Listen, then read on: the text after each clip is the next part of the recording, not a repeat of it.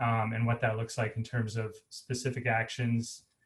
So, really capturing that in the plans for each partner and kind of listing that out has been, what I'm working with each of you guys on. So in terms of, so this is high level, part of my feedback has been structural, looking at, okay, how can we make this plan a little more usable? Does it capture all the information? And, is it easy to update and work with year to year? So some of it's structural and then some of it's content-based. How can we add some partners and go a little deeper?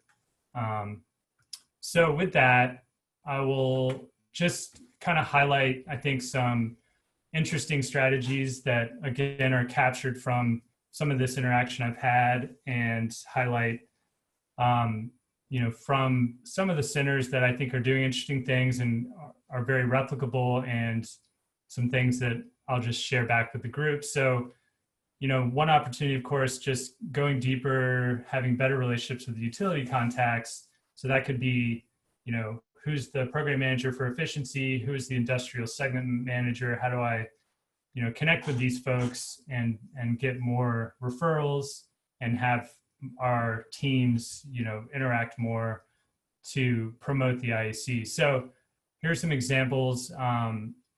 One, University of Nebraska. So they were working closely with, one utility in particular that just wasn't, I think, as engaged in the past.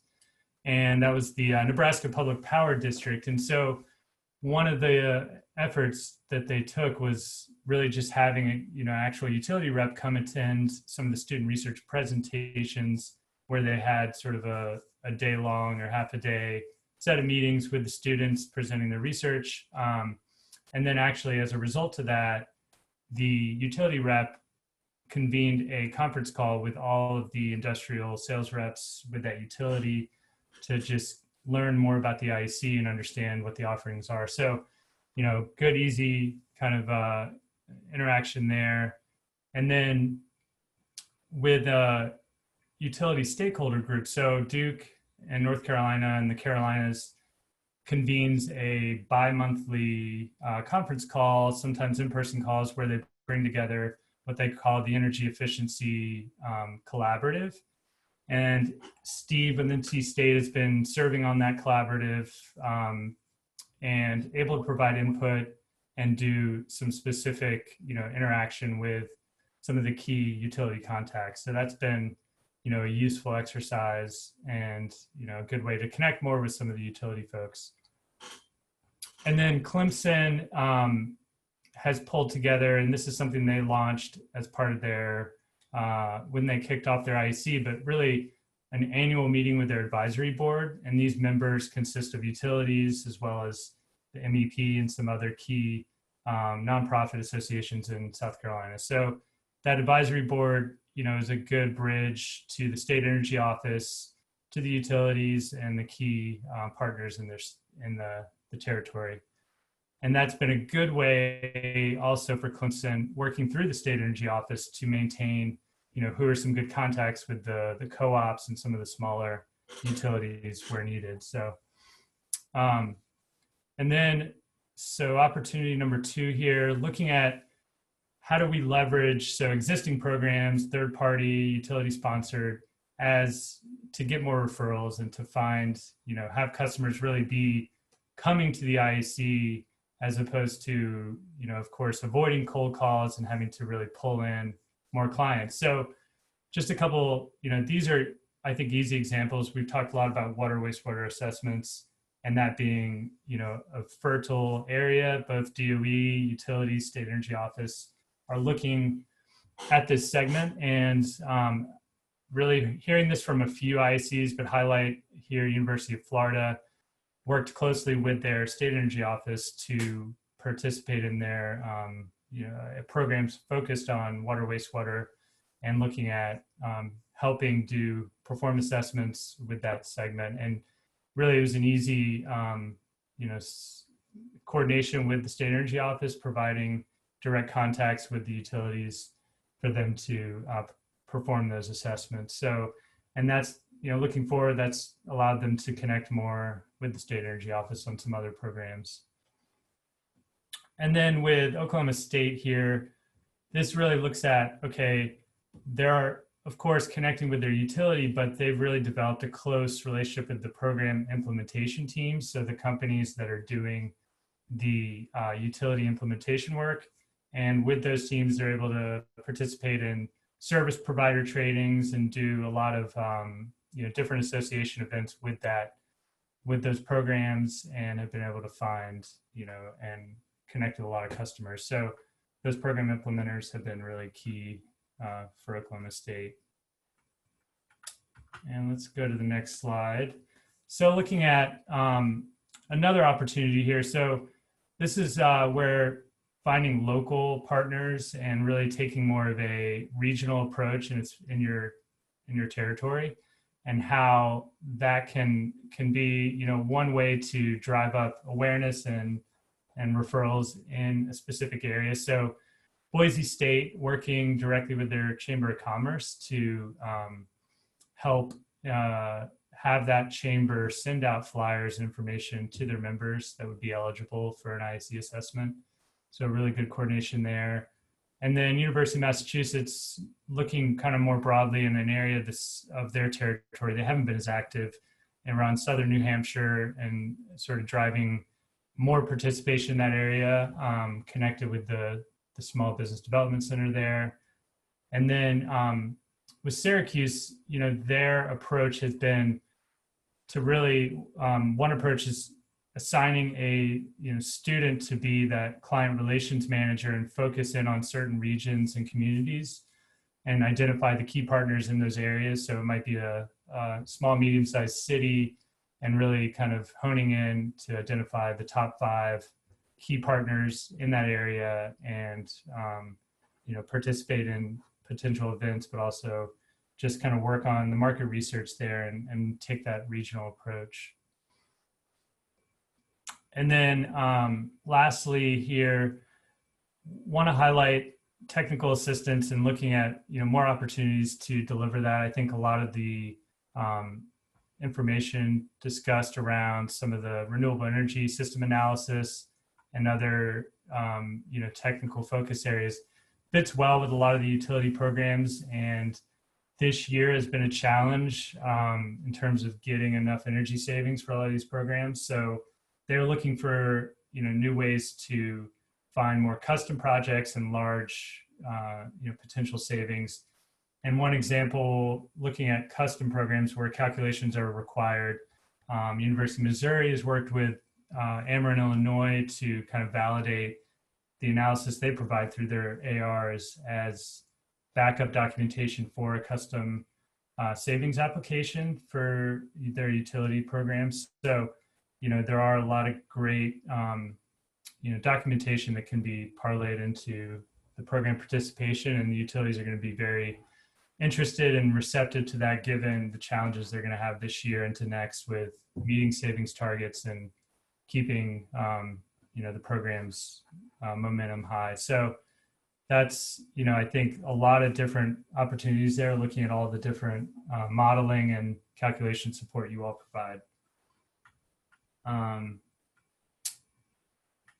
And the next slide, just really kind of looking at, this is a big topic, but digital and remote engagement, given the environment we're in this year, and how the partnership activities are going to need to shift and sort of adapt and be flexible around where things are this year, around the need for connecting through social media, doing webinars and other web-based interaction, and then what other online channels are out there. So just highlighting with social media, I know Emily mentioned the IAC and Rutgers have maintained social media accounts and share information that way. So there's a lot of content that can be repurposed that's coming out through Rutgers and other IAC channels, and that can be promoted through LinkedIn, through other social media. But topics that can be channeled through would be some success stories, some highlighting assessments, have a couple pictures there, recent assessments that West Virginia highlighted through their LinkedIn page. And so I just wanted to bring up, I think there's potentially, you know, there's some missed opportunity and some more opportunity to really, you know, promote and share some of the success stories and some of the activities.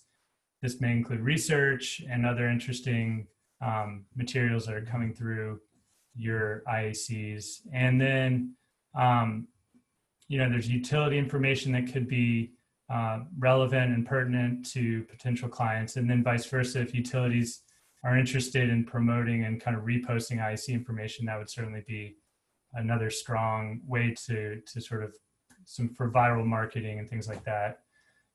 And then in terms of web-based webinars, we're actually going to highlight Hitesh Vora is going to talk briefly in a moment about some work that they're doing in PSO Oklahoma. So of course, utilities are looking to connect with their customers right now and focusing a lot on, you know, the things that tie to worker health, safety, indoor air quality, things like that. So there's, you know, ways that they're trying to connect with their customers, and partnering with them through a webinar series is a very, you know, powerful way to engage with their customers. And they can help with, you know, of course, invitee lists and connecting very, you know, seamlessly with their plant managers and other customer contacts. So, and I'll also highlight just that certain, you know, through IAC websites in the .edu space where you guys are hosting your information on your center, there are some IACs that have information on their partners there on their websites. That's not a, you know, 100%. So that's an opportunity for some, if you'd like to, you know, add that as a way to promote you are partnering with these organizations. And then of course, just association newsletters and ways to get highlight success stories and case studies out there through AEE and other business groups. Email distribution. So we talked about the chamber through Boise State, and there may be some other, you know, just community groups that can help send the message out. So just wanted to highlight that, and, you know, keep in mind, you know, given the year we're in, people are on their computers or reviewing and reading and able to participate in more online media, that this is a great opportunity to kind of re-up on some of these channels and find your partners where they are, which is online. So with that, the next slide here. So Hitesh, can you unmute yourself and share a little information here based on what you all are doing with the webinar series? Sure. Thank you, Mitch and ICF, for helping me. Last year, I don't even know what a stakeholder engagement plan looks like. So thank you, Sarah, for working with me and sharing your experience on that. And then I took it seriously and started working with my stakeholders. And this is one of the opportunity come up, I think, way before February, but the COVID came, so we postponed this. And now I think I'm giving this presentation tomorrow online. This is the partnership, which is basically directly with the utility companies, and the ICF basically works with the utility companies here itself and implementing that. So the success rate before, when I'm contacting utility companies, they don't have any incentive to work with ISC and help us out. And they cannot give us a client list or anything which can directly help as a manufacturing companies and provide a recruitment of a new client. So what we did here is connecting all the stakeholders on one table, asking them, okay, I will give you free of cost assessment, and I will provide a pre-assessment webinar so that the clients know what this program looks like. Second, there is an incentive of rebates which utility companies can give to the clients, and the PSO keeping this webinar and giving opportunity to do the energy audit as a one step before they actually apply for the rebates. So like we are in the middle of the channel to first provide the assessment, and that's what basically we are doing. And then it gives PSO or the ICF their work half done, because now we are doing the assessment, we provide the rebates as associated with that. Basically, the work for PSO and ICF to approve the rebates is very much done because we are doing that pre-assessment for them. So that's basically, we are doing some work in line with their work as well. So that's basically the one thing which is unique about this opportunity. And then we don't do any implementation. However, our clients always ask like, okay, I do this, what I can able to help here. So basically now the implementer is also associated with these webinars and other stuff, basically give actual 100% efficiency in terms of audit and then the implementation. So while we call after 1 year, we get a really high implementation rate. That's the hope, because now we have a rebates, we also have a third party connection who actually implementing them as well. So this is a start. I think I don't want to take much time of you, but we are doing this one for manufacturing operation as well as the wastewater treatment plants, and see how this goes in 1 year. And I can have some metrics by next year directors meeting to share with you guys. Thank you. Great. Thanks for sharing that, and look forward to hearing how it goes, and definitely a great effort. So, okay, so with that, I think we're still within time and have a little bit of available time for questions and any other comments that folks have regarding either cybersecurity or the stakeholder partnership plans. I have a question. Is in the case of Oklahoma, is ICF the third-party implementer for the utility? Yes. In Oklahoma, PSO is basically has a partnership with ICF. So there are a lot of there are a lot of third parties, for example, in California and other states, but then we need to share the information from the client with them. And I have avoided that for 20 years. Exactly. However, here the unique opportunity here is PSO knows the customer and they have some paperwork signed off. So PSO actually linking who can do the suggestion and also linking the people who can implement for you. So I am not a middleman. The middleman is now PSO in that sense. And I'm not sharing any information with the ICF directly. That's separate things. After I finish my report, giving to the client, they will work with PSO or whatever. I am not in that channel that time. So I'm not sharing, or I'm not violating any confidential paperwork with that client.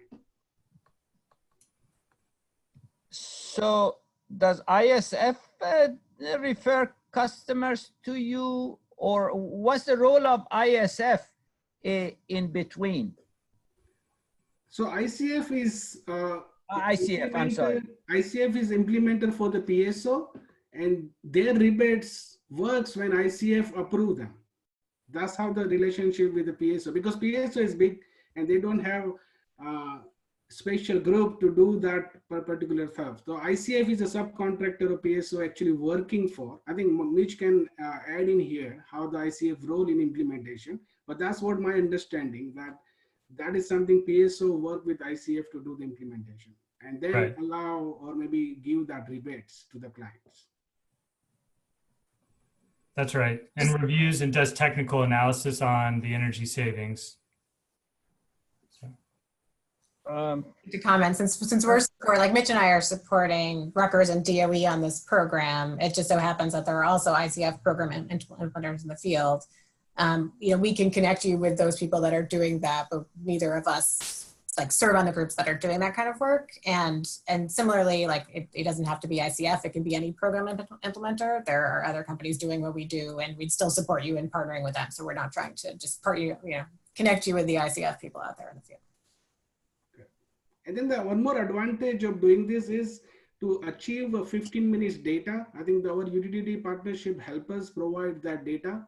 Now with this more partnership and engagement of the webinars, they are now more open. They are writing MOU with us and providing that 50 minutes of data free of cost. So if any client comes in that territory, we can definitely get that data set before even client approves or something, like because we directly have a channel through PSO in that sense. And I do, maybe to address your question, I do think the California model might be a little bit different in terms of how they work with third-party implementers. And I feel like they've kind of set up a little bit more of a competitive model, whereas some of the utilities will just hire a program implementer to do all the work in their territory. So the incentives may be aligned a little bit differently. Yeah, there are tens of third party. They will be very happy to work with us. I mean, they're always after us, and we refuse to work with them because of this confidentiality issue. And then, yeah. So maybe that's when we can kind of help you think through whether there's anything you can do differently or better, or whether you're doing the right thing right now. Mitch, you've got Thomas raising his hands. See that? Yeah. So Comas, can you share your question, or if you have a comment? Yeah, it's a question, and Mitch, by the way, thank you. I appreciate a lot of the great leads that you gave to us out of our communications. Just wanted to point that out. But more so a question, it's kind of a general question. So we are having ups and downs with regard to kind of cultivating a relationship with our utility. It's a major utility, and we, hopefully we're getting somewhere with it. We've experienced some ups and downs. Of course, COVID-19 kind of delayed things, but one of the things I'm noting is that, like a lot of utilities, they're trying to grow their business. They're seeing low, flat, and it's not been experiencing the growth that they want. So their interest is, not surprisingly, can we help them to see opportunities for greater electrification in their clients? And so, what I'm wondering is, has anybody been dealt with a scenario where, again, they're trying to grow a business, and so they kind of partner with you and even refer some clients, but you wind up making ARs that, would reduce the electric load, right? I mean, your energy savings, and you're reducing some load. I just wonder if that can be, obviously the utility has to realize that's a risk, if you will, that will come up if it's an energy efficiency program. But I'm just wondering, has anybody had to kind of navigate that, where on the one hand, they're thinking you may be helping them to grow the business because you'll kind of divert from natural gas to electric on certain pieces, but the reality of it is, per your recommendations, they'll lose some load off of this particular client. And how has anybody worked through that, if that's happened? I'm not sure how to raise my hand. Should I just speak? I mean, what we find is that the utility comes to us usually because one of their customers has an issue of some sort with their electric bill. And to a certain extent, they can mollify the customer by saying, well, how about if you have an audit, and so we cover everything, and then uncover what this issue may be. We've gone through that a couple of times. So we're helping them, actually. It's not like we're taking business away from them. We're solving problems for them, usually. Right. Yeah. That's the nice scenario. I mean, that other scenario though, where you come up with a 5 to 10% electric load reduction for a client, and that's helping to save money and it's cost effective, but the utility experiences the brunt of that from a revenue standpoint. I'm wondering who's had to deal with that.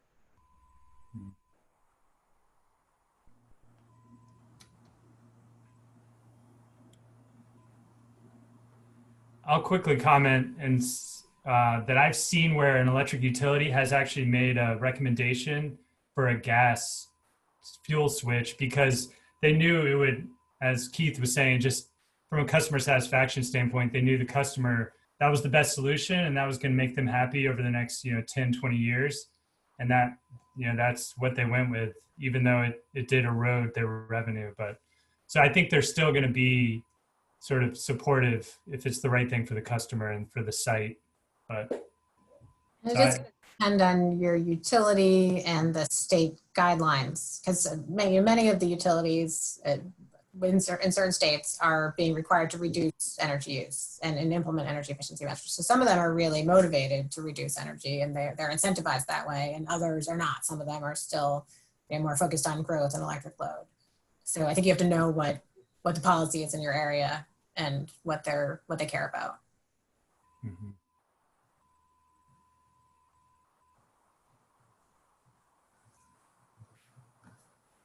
Any more questions? So there was Actually, a couple comments that came in.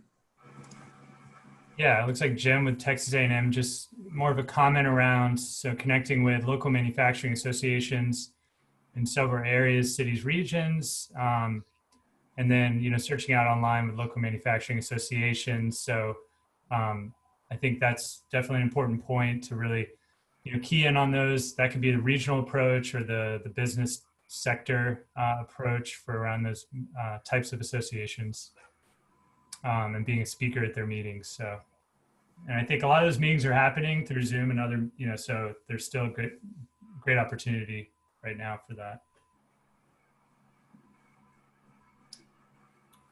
Wonderful. Thank you, Mitch and Sarah, for a great presentation. You guys will remain kind of the resource for any of the centers who need support with stakeholder engagement plan going forward. So please reach out to either of them for support. Just we're on home stretch, you guys, an hour more to go. So we're gonna make this quick. I'm gonna bring on Mike Jr. for a quick update on the database, and then we're gonna keep the excitement till the last minute in terms of Center of Excellence. So hang tight. Sounds good. Let me pull up my presentation. I only have 65 slides, but I'm gonna try and go through it pretty fast. No, just kidding. I just have a few things to touch on. When I told it, Mike, I'm sorry. Oh, sorry. Yes, but I figure, you know, right now they're extra primed for it. Yeah, because right now, if we were at the directors meeting, I think this is when we start hearing the bag zip up because people have to start getting ready to run off to their flights. So, you know, just to reminisce a little bit when we used to travel. Let me bring my screen up here. I'm loading it now. You should see it in a second. All right, let me know, is it displaying properly? Yep, you're good. Good deal. All right, so these are the key items I'm gonna hit, just to go over them again. Sadiqa covered a number of these already, but I'm just gonna show you on the site exactly where you go to do these things. A lot of you are already doing them, but certainly reinforcement doesn't hurt.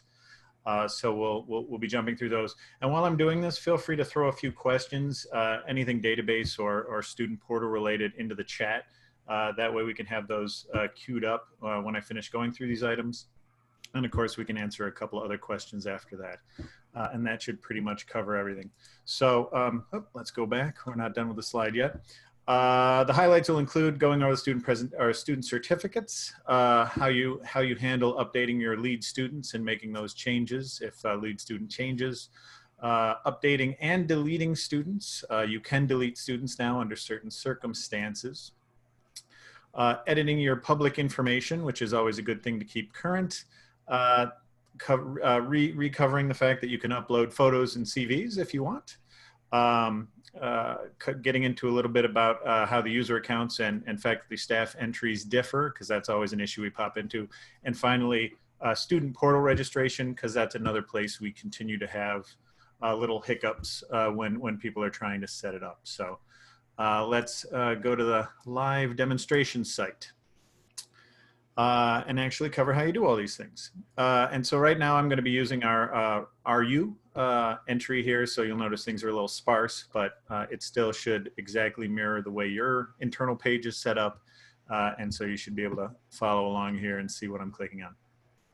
So the first thing I mentioned was covering the student certificates, or not student certificates, student certificates first. And so for those, you can come either click on the link on the side here, which will bring you to the page, or in your student drop-down menu, you'll see a link to student certificates. This is where Sadiqa was alluding to, you can handle all of this stuff online now. And so when you come to this page, if you had any students, which you have more than we currently have in the demo site for the Rutgers, you would see them listed here if you've requested certificates or received certificates. And then for any of your students who you want to request a certificate for, you would simply click on create a new student certificate, and then it will list all of your eligible students on this following page. Now, it's important to say eligible students because, as you know, we have a requirement for them to be attached to 6 assessments. And so, you know, when you come to this page, if you don't see a student but they've gone on a number of assessments that haven't been uploaded yet. Once those assessments are uploaded, they'll appear here. But this is just to avoid any issues with us wondering like why a student certificate has been submitted for someone who's not quite met that threshold yet. Now, as a side note, we understand that some satellites have issues with number of assessments, and and not to mention, certainly we're all going to have issues with number of assessments or having that right now. But this is more just going over the mechanics of how this works. So we can cover more of that in questions if you have any at the end. Jumping back to the main page, the next thing we were going to cover is changing your lead student. And so you'll see if you've selected a lead student, it will say their name here. And if you haven't, you'll see this designation here, as most of you have seen. And as Sadiqa mentioned, most of you have done a good job updating this, no issues there. But again, this is more for a refresher and also just to let you know to keep an eye on it. So when your lead student changes, make sure that you come back here and update it accordingly, because not only can you pick from your students when you come to this page about which student you want to be your lead student, it'll also keep your lead student history. So if you do it in a timely manner to when your lead students change, you'll actually be able to keep a bit of a log of who was your lead student when, so that that is also built into that as well. Moving on to the updating and deleting students. This is something that you may or may not pick up on depending on the circumstance, but if you come into your student management pages, you will see a list of your students as usual, split into your recent and active and then your all student list. Here they're the same since there's only 2. And most of the students you click on, you won't see a delete option. As you see, we click here on this demo. There's no delete option, but I entered myself here. And if I click on my name, you'll see delete student entry appears. So the reason I can delete this entry and not the other is because this entry is not yet attached to an assessment. And so any student entries you have that are not currently attached to an assessment, you can go ahead and delete them. But as soon as when you add a student as a participant in assessment, you can't delete them because that's important data we're now tracking. Even if they're no longer a student at your center anymore, they are now part of your center history, and so that's why you can't delete them. Now, if in certain cases, and we've run into this a number of times, you do have duplicate entries, and so you have 2 entries for a student, we can clean that up for you, and we've done that a number of times. You just let us know that you have the duplicate, and we can handle that. But a way that you can clean it up yourselves if you ever notice it or find that someone's done that is you can just go into all the assessments associated with one of the entries and move the assessment listings over to the other student so that there's no more assessments assigned to that one student. And as soon as you've removed all the assessments assigned to that student, he is then deletable again. So it's one of these things that you lose the option to delete them if they are attached to an assessment, but you can remove you can remove them as a participant of the assessment, or at least that entry to delete it. A little convoluted, but we've gotten this question a number of times. So just trying to cover the mechanics behind it and why you see it and why you don't sometimes, since we get that question. And another one that I just go over, I definitely should go over every year just so we all understand it, is that when you see recent and active student lists here, we understand that this often lists students that are no longer at your center, and that's why it has recent written here as well. This is an automatically generated list that just covering the history of your center is just listing all the students that we have seen as part of your center recently, so that even if someone's left a few months ago, they'll appear here, and then they'll, once a certain period of time has passed, be dropped from that list. So just so you're aware of the function there. The next thing we'll cover here is the public information. Again, another one that's always a good refresher. If you look on the bottom left of your internal page, this is the information we are providing publicly about your center on the IAC site. So the public page for your center lists this as how to get in touch with you, what website to go to, what phone number to call, that type of thing. So this information here, even though it lists the same name as your director entry in this, in the faculty staff list, everything else here is specific to your center and does not have to, it can be the same as the information in your faculty staff list, but the information here is can be separate, can be a generic contact information, that type of thing. So you can, you want to make sure that's up to date. So anyone using the IAC that university site to contact you can use this can have the proper information. So just keep that up to date. And then another one to cover, we've covered this before, but always good to reiterate it, is with faculty and staff entries as well as student entries, you can upload photos and CVs with your faculty and staff members. And a lot of you have done this already, and certainly it's very useful for us. Here's a nice little picture wall we have showing all the students that we have who've uploaded pictures, and this is certainly very good optics for the program when we can show a nice, a nice big wall of all the students that are active in the program and have been through the program. This is very useful, and so keep it going. Certainly everyone's been doing generally a good job of this, and the students can even upload new photos for themselves in the student portal. We won't go into that in full detail, but they're pretty good at figuring that out. But certainly good to reiterate. If you don't see photos in the little circles on your page here next to you or the students, that implies that there's no photo uploaded. So adding those is a nice little value added. Last two things here before we jump into questions. Another question that pops up frequently is the user account issue with logging in to the internal pages. Whenever you're looking at who can log into your site, who can log into your internal page, don't look at the faculty staff list. Where you want to look is in your manage center accounts. And this is where you can come in and manage all the accounts that are associated with logging in. This might include the same people listed in your faculty and staff, and it might include people beyond that. So for you that have allowed students to have accounts, things like that, this list will be different. And I think it should load here. Again, it's a fake, yeah, so there's nothing there, again, fake count, but this is where you manage your center accounts.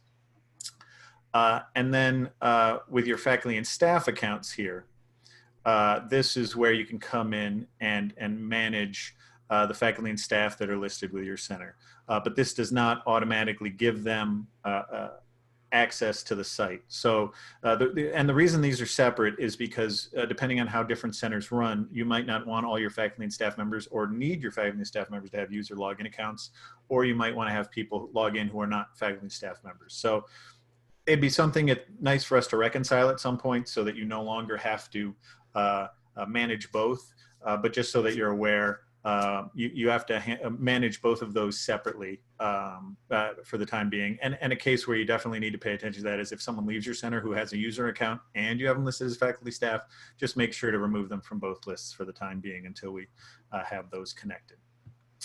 All right, last item would be student portal registration, which is generally very straightforward, but can cause a number of hiccups.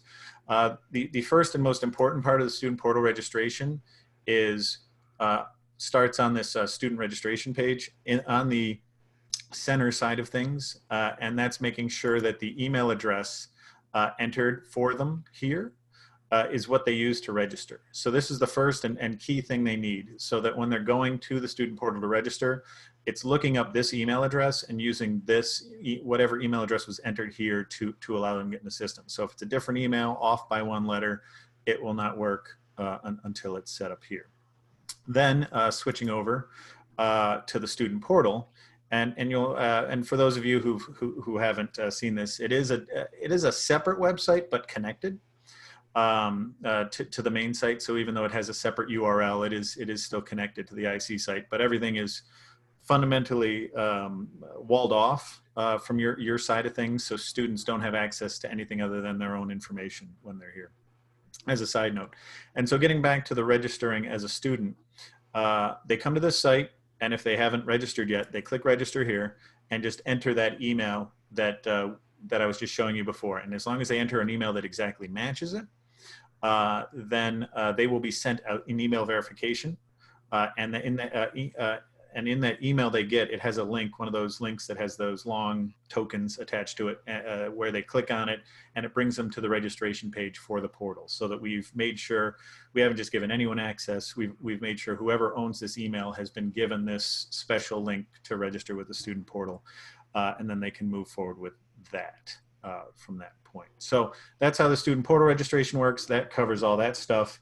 Let's see here. Did we pick up anything in the chat, or are there no questions? And certainly at this point, you can also just ask some questions right now if you have those as well. So yeah. Mike, Glenn Cunningham at Tech. I've got one quick question. Sure. We actually have 3 or 4 students that we would designate as lead students, but it's only possible to list one as leading student on the site. Mm-hmm.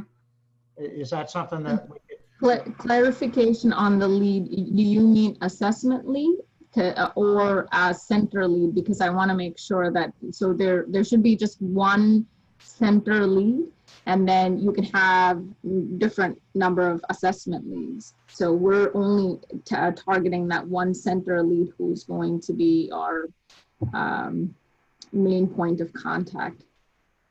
And as a side note, there's the lead on the assessments and the lead for the center. And so that you know, I don't think that's quite what you're asking, but also just to clarify for everybody, since we use lead twice, if you can have different leads for every assessment, if you want to go that far, not recommending it, but the system would allow it.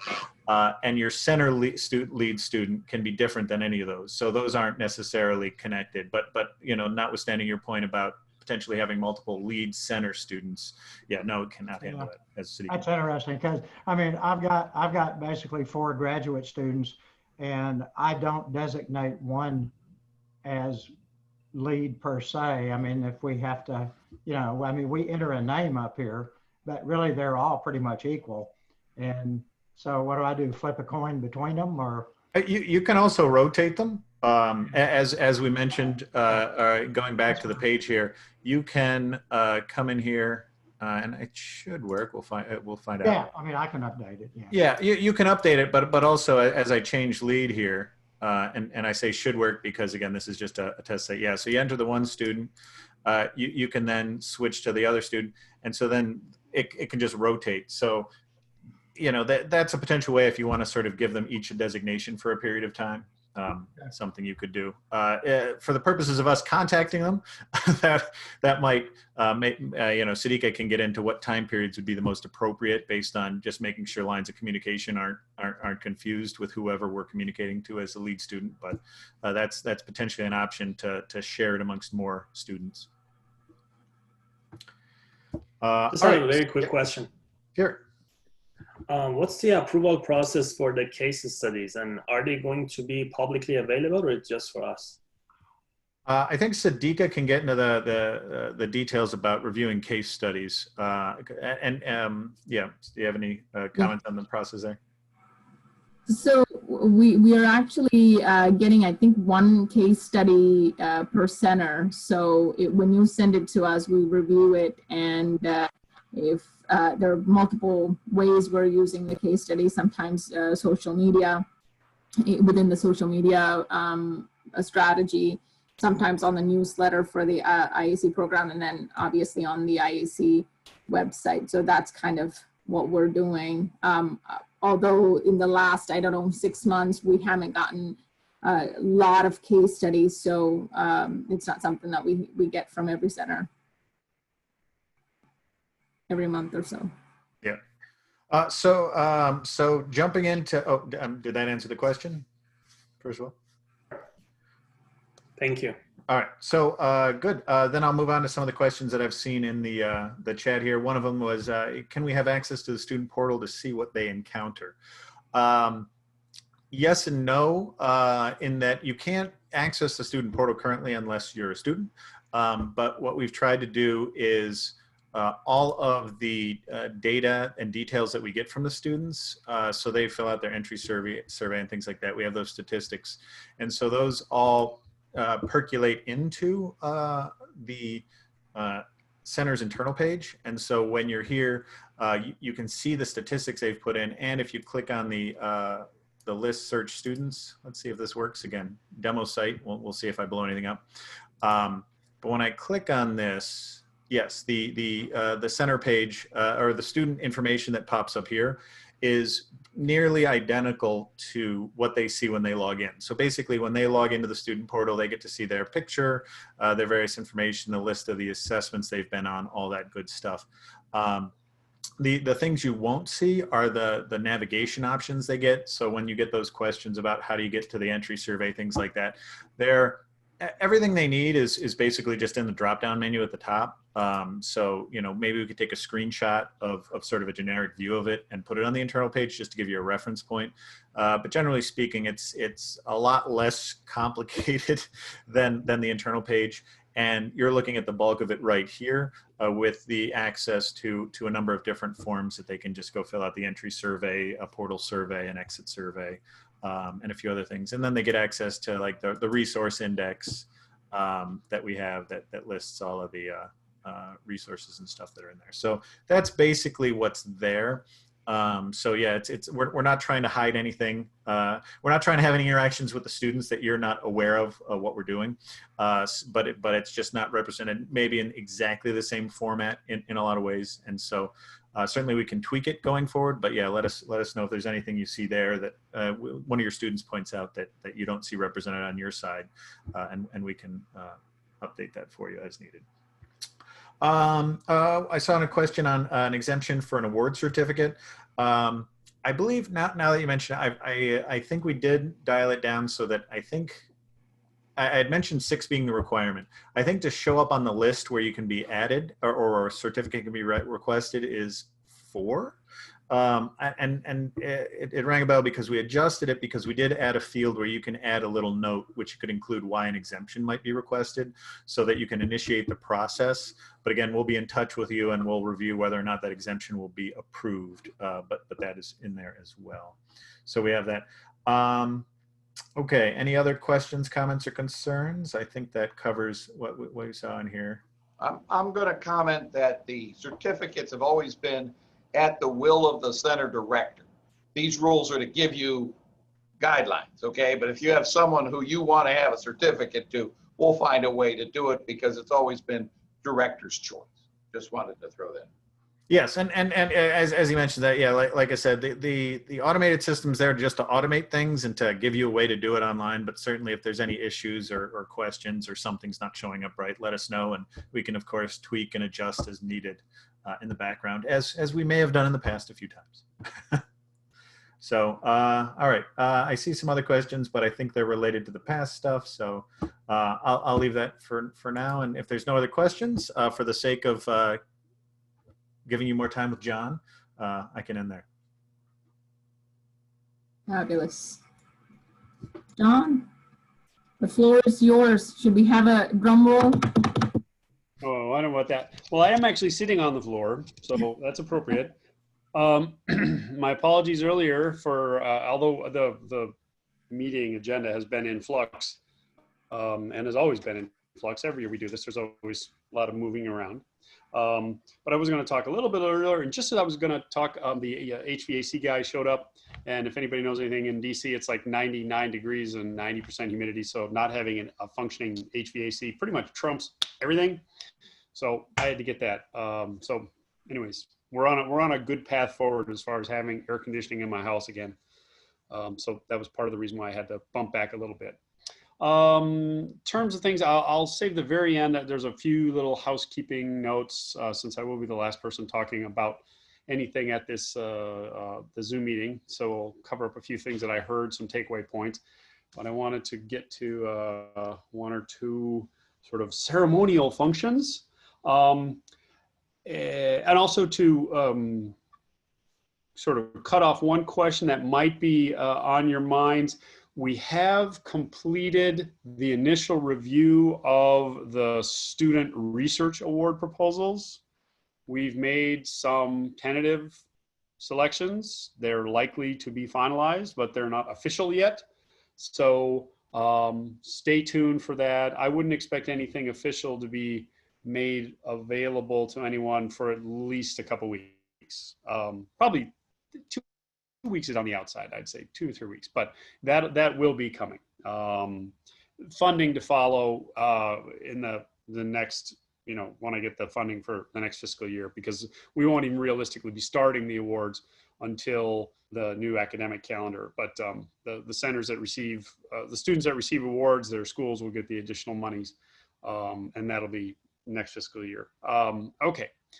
We also had about a month or so before that, we had the annual awards that we provide for alumna and students that are active, not related to research, but just award, nominated by their center directors, and then based on a set of criteria that we use. So I figured, now these individuals have not been notified yet, but just for curiosity, and since we've got a little extra time, I figured I'd let you all know, since you might be curious. This year we selected 6 alumna for receipt of the award, and please forgive me if I slaughter any names. And these, because they are alums, they run the gamut in terms of experience. Some of them are fairly recent and some of them are not so recent. But out of Oklahoma State, Dr. Patrick Smith is going to be receiving one of the alumni awards. From West Virginia, Amir Abulhassani. From University of Utah, Bree Thompson. From West Virginia again, Ann Mallow. I believe it's Mallow, looks like it's Mallow. From University of Florida, Ahmad Mahmoud, and I bet you I'm slaughtering that. And lastly, from Boise State, that would be Stephanie Johnson. And now of more immediate concern, for the student awards, and again, if you can, please hold off on notifying them because we'll be sending them sort of official plaques and that sort of stuff. But if you want, I wouldn't get too upset because these choices have been finalized. Wisconsin, Mohammed Kandil. Also from Wisconsin, Farah Nazifa Nurin. And then from Georgia Tech, Saikamal Srinivas. And from West Virginia, Josaz Chatura Pereira. And lastly, from IUPUI, Corey Miller. So let me get that screen off the front of my desk so I can see you all. Okay, so I know we're not doing this live, but if anybody wants to give a little clap of hands for the folks, all your students and alumni, because, well, you guys all nominate them. We actually spent a fair amount of time going back and forth because we did receive quite a number of folks, and we don't just hand them out. So they have to have done some, noteworthy things in order to be the actual recipients of the awards. Okay, so for Center of the Year, I do this every year. I've done it for the last 10 years.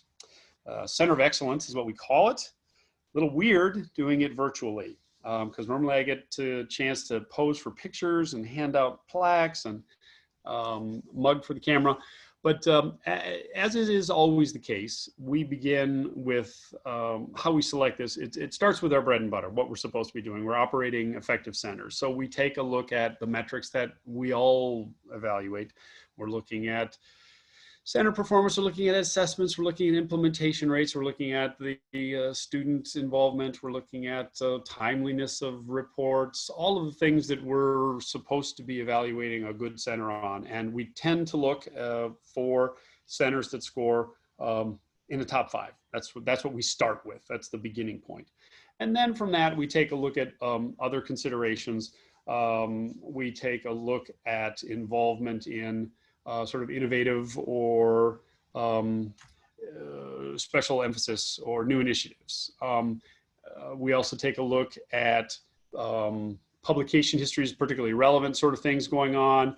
We take a look at, sort of intangible factors like that. And so with that in mind, I wanted to announce that this year's Center of Excellence, we can just see that coming up, there it is going to the University of Utah. You see that? There it is, 2020 Center of Excellence Award, Industrial Assessment Center, University of Utah. So Cody Powell, Julie Sieving, thank you for all your hard work this year. In particular, really during this COVID situation, Utah has been very active in holding virtual seminars and webinars, in particular related to impacts of cybersecurity. They're obviously very active in the We Too, both on the board, working very closely with Sidika and the folks at Rutgers in really pushing ahead on the mentorship program, doing a lot of work on networking and networking events and hosting and contributing a lot of folks to that. they've, in terms of 2 years ago, I think it was, or last year, excuse me, they actually won one of the student awards for student research having to do with cooling tower optimization. They've been clearly involved in the gender diversity work we've been doing, publishing a paper at ACEEE on gender workforce diversity in the manufacturing context and within the industrial assessment center program specifically. And also had some work done, solar thermal gas power hybrid schemes that was published. And I don't have the note on, let me see, what was the journal? There it is. Well, let's see, what's the journal? I can't find it. It's Energy 2019. So Energy is the journal. Okay, my apologies for not having that at the tip of my tongue. Realistically, I'd like to add, you know, Cody or Julie, if you want to say a few words before we move on, that would be great. So whichever one of you wants to jump in. This is a little weird because we're doing it virtually, but feel free to jump in. I'll jump in. I'd love to hear from Julie too. I'm really surprised and kind of feel like I'm in over my head a lot of the time. I mentioned this in the chat window. I think my biggest accomplishment as director was finding Julie. She has really been amazing for our center. She just does so many wonderful things. Really engaged with students. She just has this natural inclination to reach out, and she's probably the best networking person I've ever met. She just networks with a bunch of wonderful partners. So I got to say, I think she's really the secret to our center's success. But I really appreciate all the support. I was mentioning to Sadika by email, as we did the breakout sessions yesterday, it was nice to just chat with people a little bit more informally, and it made me really miss going to the directors meetings. I'm still fairly new as a professor, and I really feel like when I go to these IAC directors meetings, I love going to the dinners and just having conversations with people. I feel like this is really a unique community in the academic world. I feel like a lot of the people I interact with always have something to prove. They got to tell you how smart they are and how dumb you are.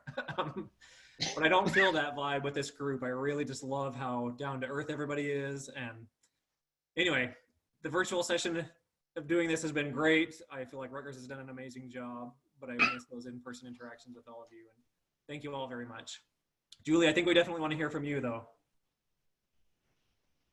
Hi, I'm just announcing my special guest here. I'm taking care of a kitten and hoping she won't start chewing on me while I'm talking.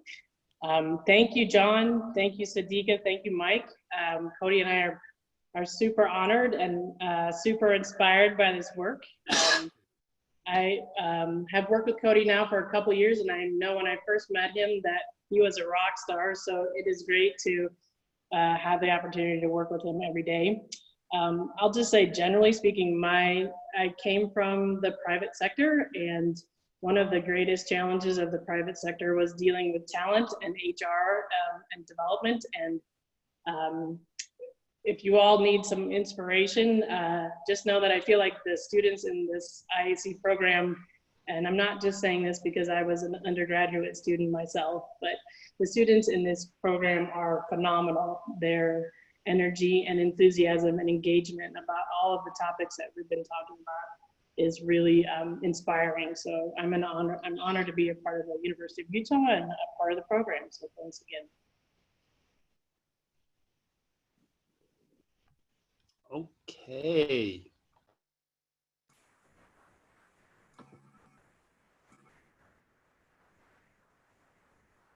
John, you're on mute. Sorry about that. Okay, I'm back. The perils of virtual meetings. Thanks again. Congratulations, Cody and Julie. Just a few items. Appreciate everyone making this. I do say at the beginning of every meeting, I also do miss meeting in person because, as I said at the beginning of this virtual one, and I've said at every other meeting I've gone to, this is my favorite meeting. It is incredibly productive. And to Keith, who apologized earlier for the rant, when you were going off on there are so few meetings where I can sit in and listen and be actually intrigued by figuring out whether or not I can accurately calculate the savings associated with a three-way valve and a diverter and that kind of stuff. That's exactly the kind of conversations that are meaningful and productive that should happen at meetings. Even if they do go long, they are entirely within the sorts of detailed, technical, and relevant conversations that we have in this meeting every single year, which why it is my favorite meeting, because there's virtually no part of it, absent like the cookie breaks or the whatever, that isn't on point and relevant. So I appreciate, thank you Rutgers for doing such a great job. You do a great job every year when it's the physical location. And this has been as seamless as a virtual meeting as I could imagine happening. They always have quirks and foibles and little glitches, but this one has been relatively glitch-free. Thanks, it's a credit to your whole team.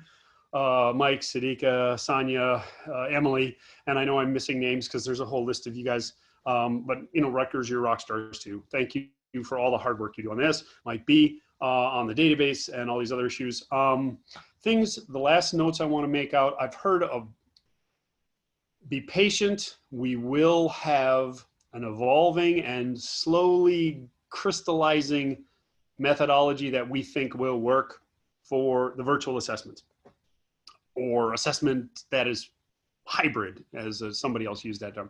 That will take shape, and rest assured, like it is with all the things we do, we respect the diversity of our schools and how everyone does things a little bit different. So we are not going to come up with a one-size-fits-all kind of approach to these assessments, because we recognize what's going on at Boise State is different than what's going on at Miami, what's going on up at UMass or Arizona State. It's just, we'll reflect that, and we'll have certain key elements that are a part of them, so that we can ensure sort of consistency and excellence in performance. But, you know, we'll allow for that variation. And that sort of flexibility is gonna be reflected in how we adjust our budgets to this whole COVID situation and the budget period and the stuff that Jamie and I talked about yesterday with respect to budget period 4 and the extensions and budget period 5 and the recompete. Rest assured, and this is my last note, we have really good support from both internal DOE and our external stakeholders, our Congress people who keep giving us money and supporting us. And I know once we get through this weird COVID crap, I think we're going to emerge even stronger than we, were when we walked into it. Thanks again for everybody's time. And I went 12 minutes long. Sorry. I'll wrap it up there. Anybody else have any final notes? Mike, Sadika? I'd add one quick note on the variations you mentioned, and then let them say something more pleasant than database stuff. But with those variations, we will be adding options in the activity log for you to tag your assessments based on those variations as they're created, because it'll be very important for us to know which assessments were the results of what type of variation, so that when we're critiquing it, when we're evaluating things like that, we need to take all those things into consideration. So as those things are developed, we'll add those. And also, if you don't think that the assessment you did is properly being categorized, let us know. So again, everything's being evaluated with the right considerations in mind. Yeah, I don't know, John. Usually the talk is, where's next year's meeting? Are we brave enough to say we're going to try Colorado again, or was that just bad luck and so we should never go there? I don't know if it was a karma situation, Asphalt wants us to go to San Diego, which I would love to do because I love San Diego. My goodness.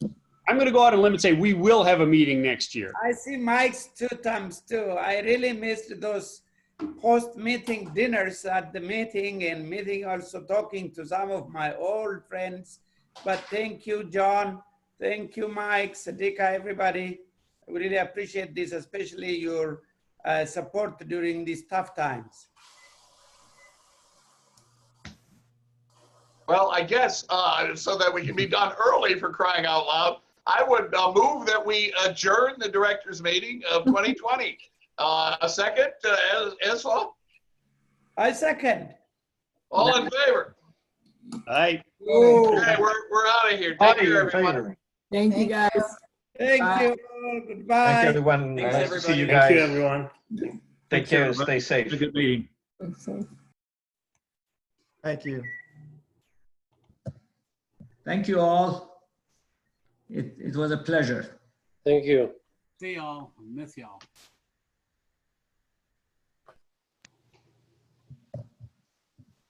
Thank you, John. Hi, Nettie. How are you? Thank you, John, and thank you, Sidika. Thank you, guys. Bye. Thank you. Thank you, Sidika. Thanks, Rio. Good Yeah, seeing bye. you. Thanks, Dr. Ganji. Good seeing you. It was a pleasure. Thank you. This was great. Absolutely. Thank you, Sidika. Thank you. Thank you, Dr. Nettie. Good seeing you. Bye.